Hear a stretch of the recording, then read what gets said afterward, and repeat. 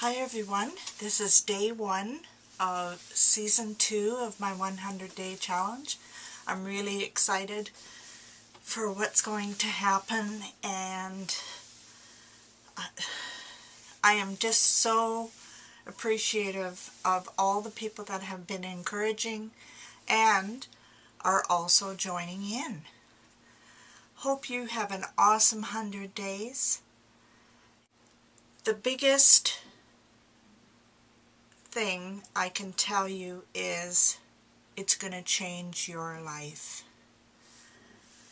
Once you start thinking positive and feeling good, you don't want that feeling to stop. Really, it is totally amazing. You can try to help other people. They have to do it on their own. I make a conscious effort to ignore or stay away from the negative, and because I like the feeling that I have right now. Just an overview of what happened in my first season. I got some teaching contracts. I had the fabulous, unbelievable trip to Spain. Met some fabulous people in person, and because of the videos, I have met a great number of people on YouTube and the co-creating your reality site. Part of my life is still doing the morning pages. That's where I can write what I expect out of the day. I also put in what I'm grateful for. And I'm finding that there doesn't seem to be very much negativity in it anymore, which is a good thing. And some days I catch myself smiling, and it just feels so good. It is awesome.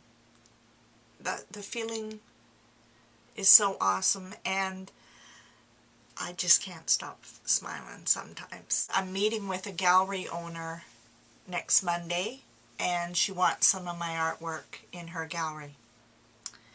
So I have been working a lot on getting some of the small pieces that she would like done.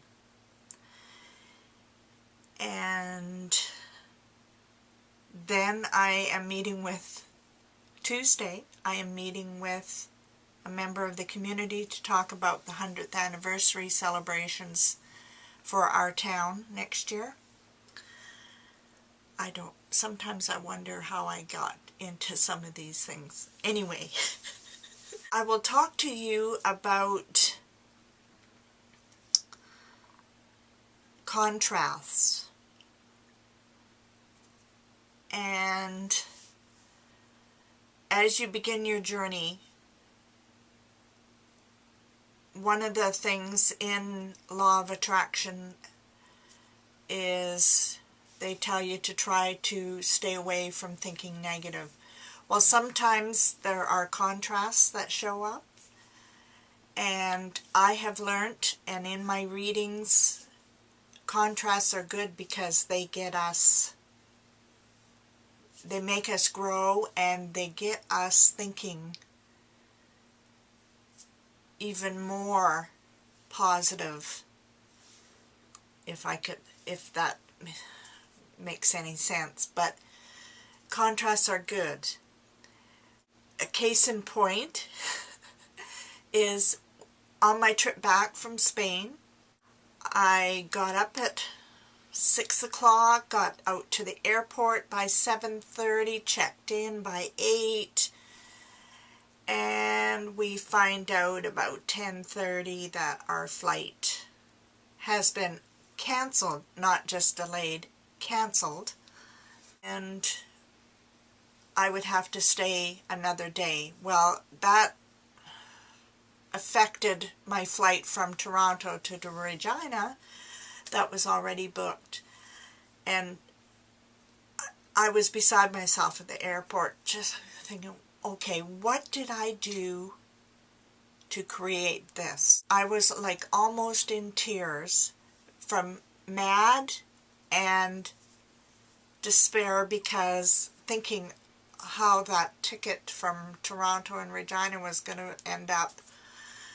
And then the most fabulous thing about that contrast, I got to stay at the Hilton Madrid Hotel. Oh my God. That is how a person should travel. Because what an awesome hotel. The staff was unbelievable. The food was unreal. So when I got to the hotel, put my suitcase, opened my suitcase, and took out my morning pages because I wanted to journal, because I hadn't at 6 a.m., I thought to myself, wow, look at how this contrast, this negative vibes that I got out of the canceled flight has turned into the awesome hotel stay. Wow. And the business person at the business desk was so helpful. She would email my husband, who could email everybody else free of charge, because I didn't take a laptop and no cell phone. So, and the staff in the restaurant was unbelievable. The food was awesome. Even though it was a standard, everybody that was on the flight got the same food. It was unbelievable. That contrast was unbelievable. Anyway, so contrasts are not always negative, or they start out negative, but they make you think more, and they're there for a reason. And sometimes we don't look to see what that reason is. I'll have to put a link to an episode of Everyday Attraction podcasts below this video, where Ray and Janice talk about contrasts in your life, and that is the one that really stuck with me. I'll show you what my vision board is like, and we'll see you in a couple days. Okay, this is my vision board for season 2 of my 100 days.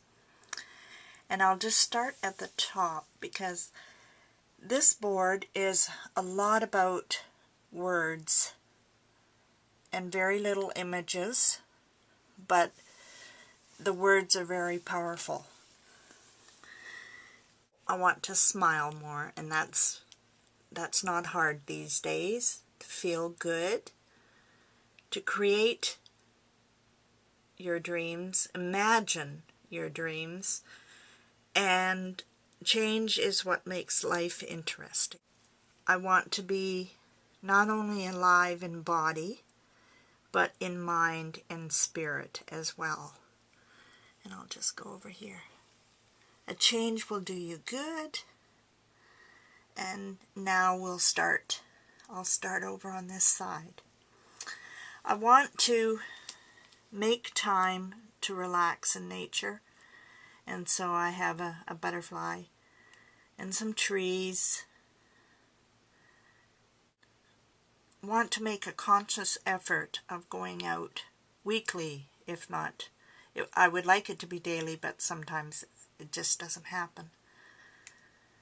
But I would like to be out in nature more and be inspired by nature. Make art daily, and the clock is to represent a balancing act between art and relaxation. One of the things that I want to do this 100 days is, my mom will be 80 in October, and she is early stages of dementia, very early stages. So lately a word or a picture in a newspaper will make her start thinking of different stories.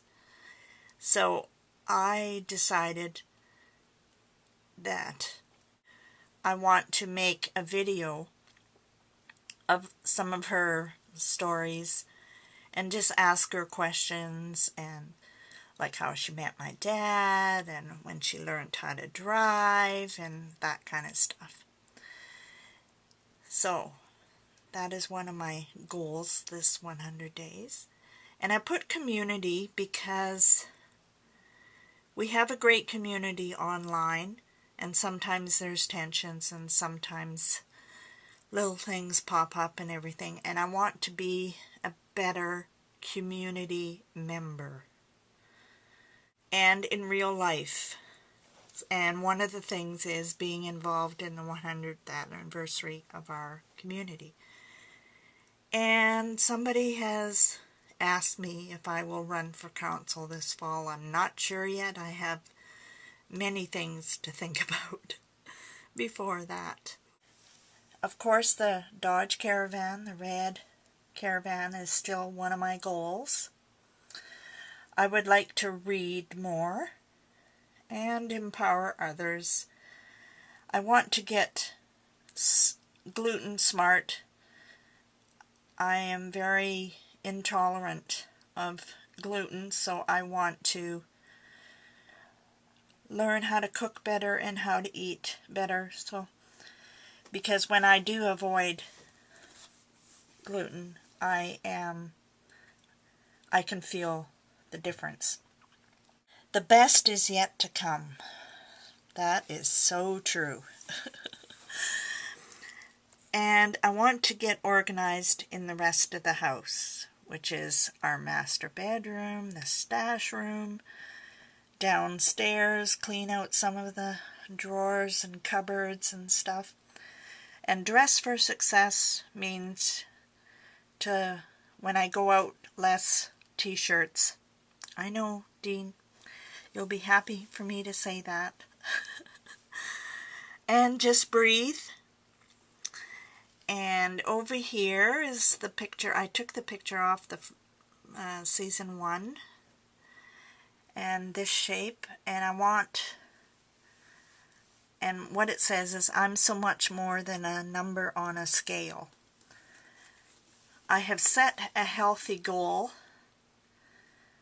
and that's all I'm worrying about. Is I'm not worrying about how I'm going to get there.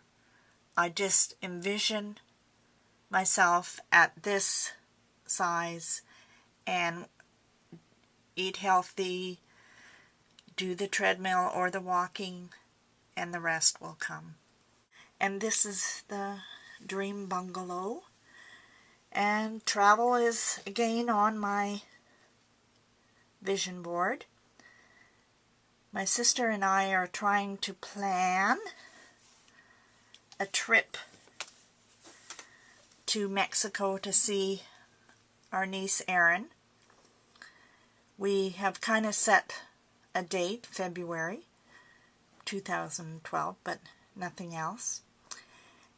And I met some fabulous people in Spain, and we want to get back together again sometime soon. So I said back to Spain, around Saskatchewan and Canada and Australia.